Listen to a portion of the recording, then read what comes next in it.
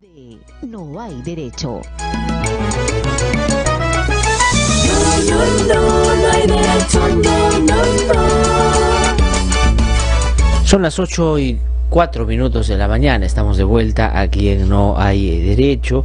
Estamos analizando lo que ha terminado siendo el planteamiento del presidente de la República, o la posición, el punto de vista del presidente de la República, que fue expresado en el momento que convocó al referéndum, que será, como ustedes saben, el 9 de diciembre de este año.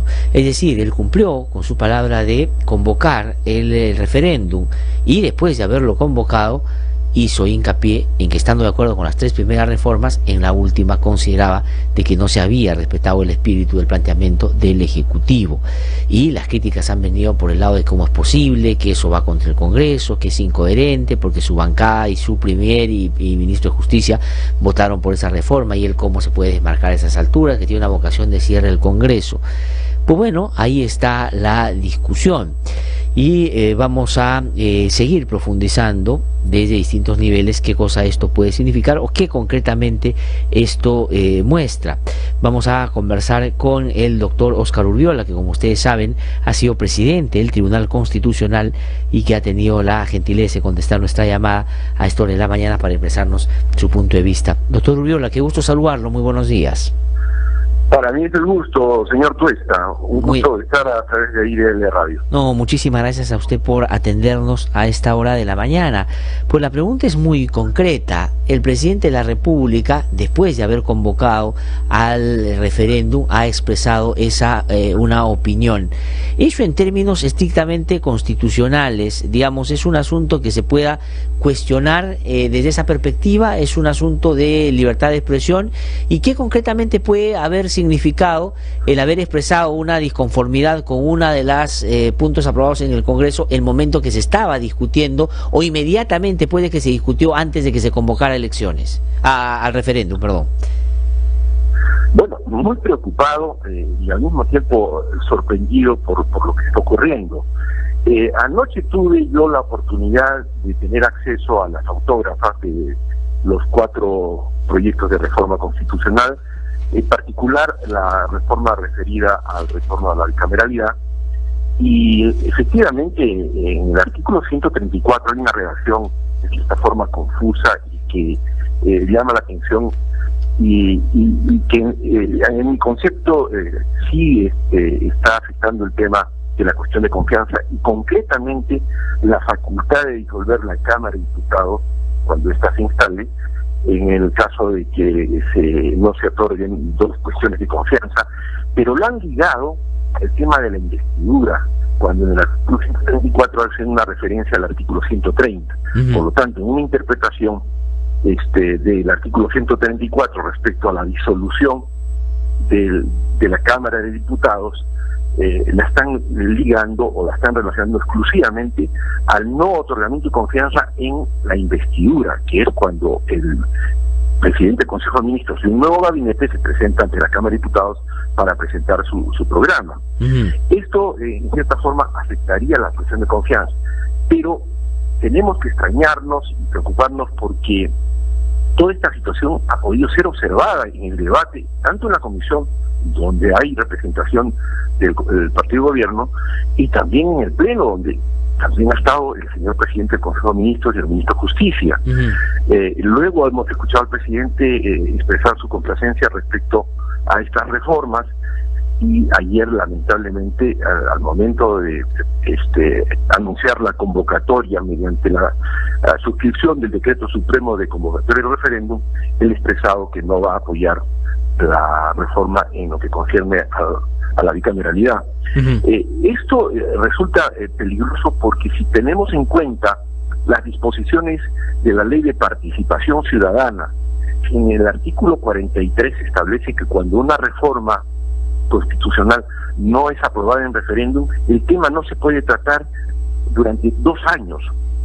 Y este sería un candado para que este Congreso pueda rectificar precisamente esa intromisión en una facultad del Ejecutivo y que es una herramienta que permite el equilibrio de poderes, claro, ¿no?, de pesos y contrapesos que es muy necesario para la estabilidad democrática.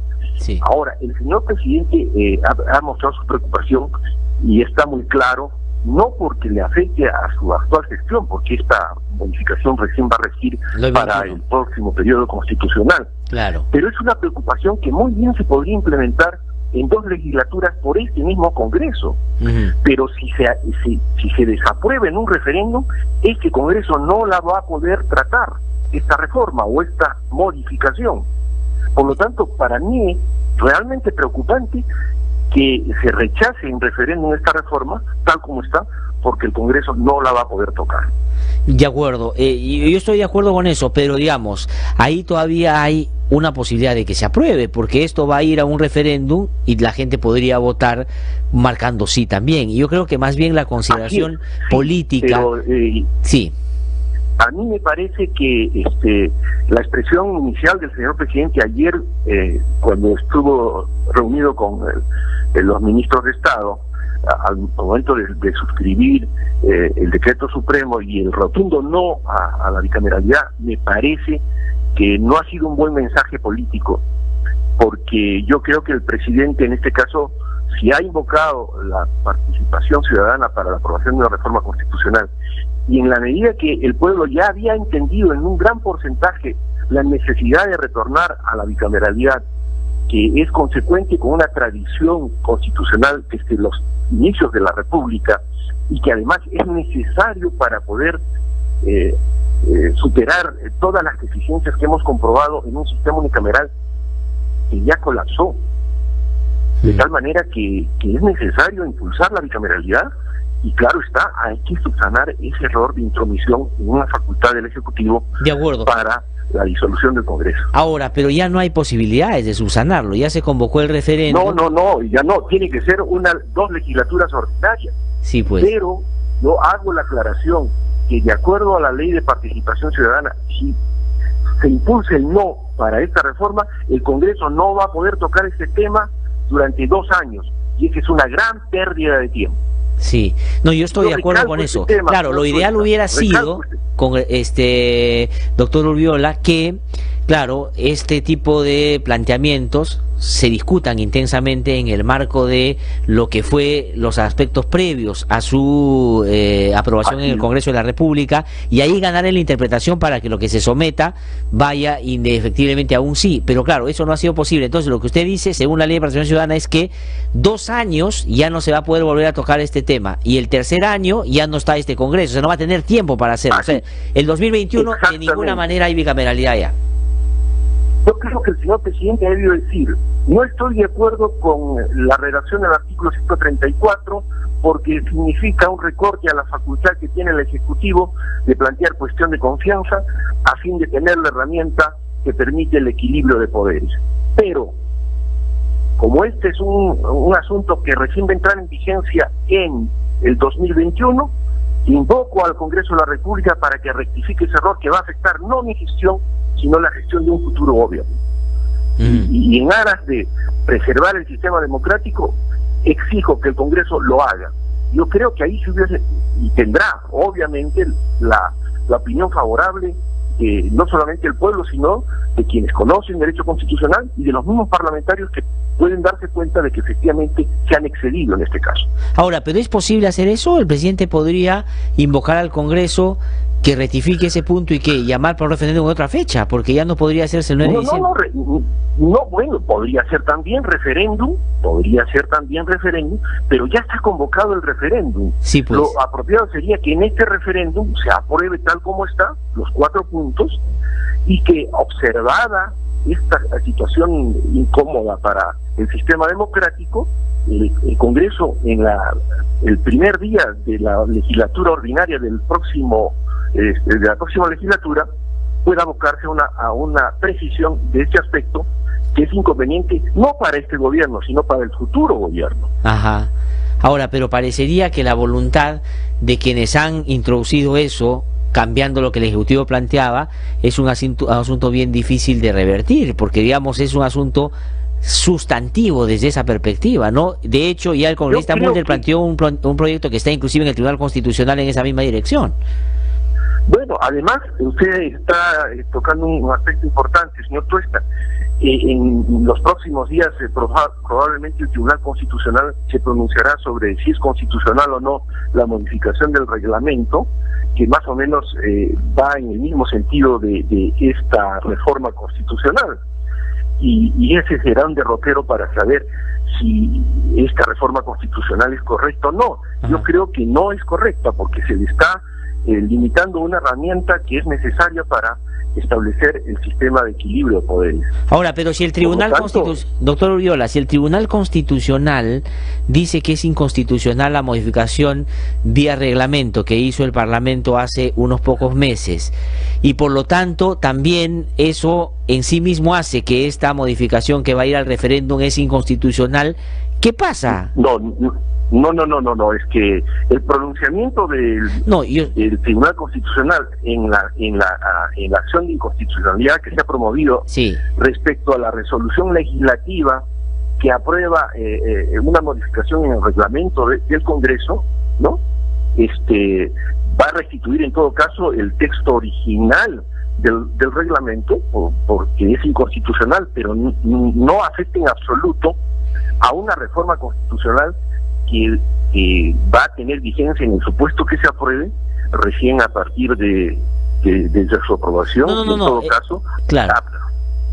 Aplicación práctica a partir del siguiente periodo constitucional, que es el 2021. Claro, no digo que lo afecte en términos de que deje sin efecto la posibilidad de que la gente vote en diciembre en relación a esta modificación, pero lo que voy es da un argumento más para decir que esta vía que ha seguido el Parlamento en esta discusión que está mandando al referéndum no era la correcta, porque finalmente tiene que ver lo uno con lo otro, pero estamos atados a que de todas maneras se discuta ya en diciembre.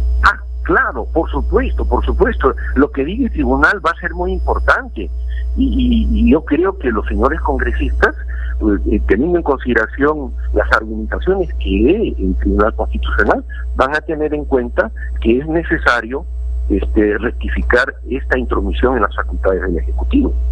Entonces la salida desde su perspectiva es que se apruebe el sí y que en la legislatura siguiente se acote o se mejore la redacción. Se hagan los ajustes.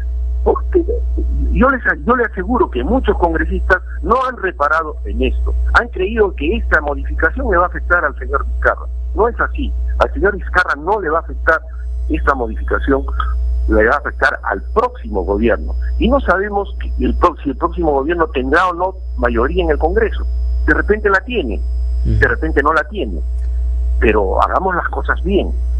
Sí, pues. O sea, digamos, es muy importante que seamos consecuentes con el sistema semipresidencialista que le ha dado al Ejecutivo la cuestión de confianza y al Legislativo la censura.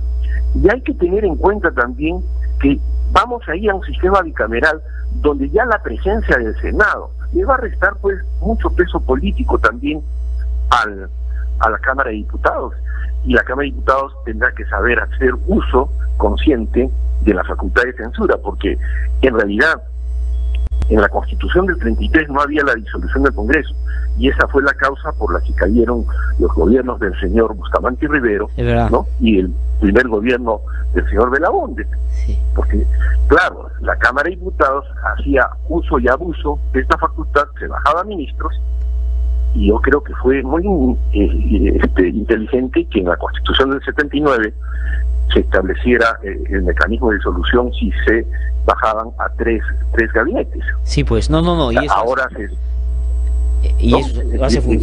hace fundamental, digamos, la posibilidad de que se pueda equilibrar los poderes, ¿no es cierto?, y no hacer que uno abuse del otro. Ese es el principio que hay que tratar de defender, pues. Pero digamos, estamos entrampados, es decir, hemos seguido el peor camino. Así es, yo creo que sí.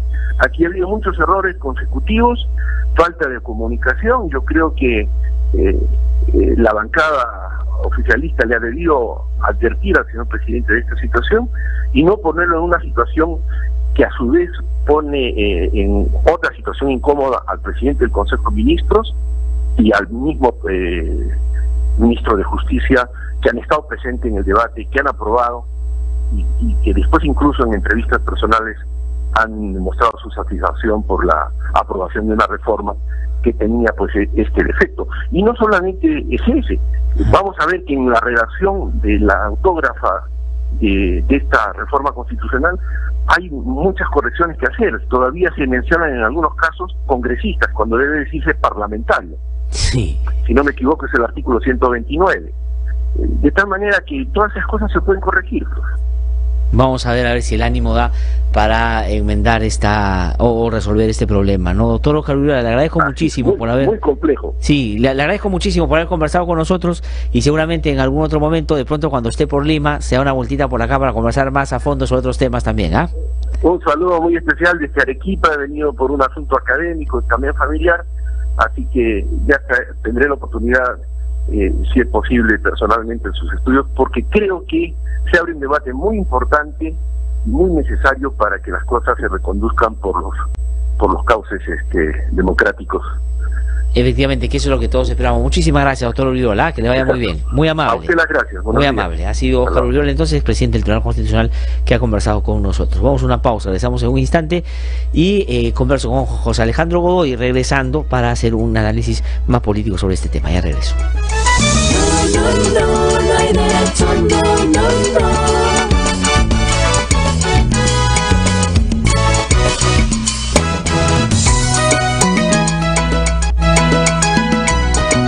Ya regresamos en No hay derecho.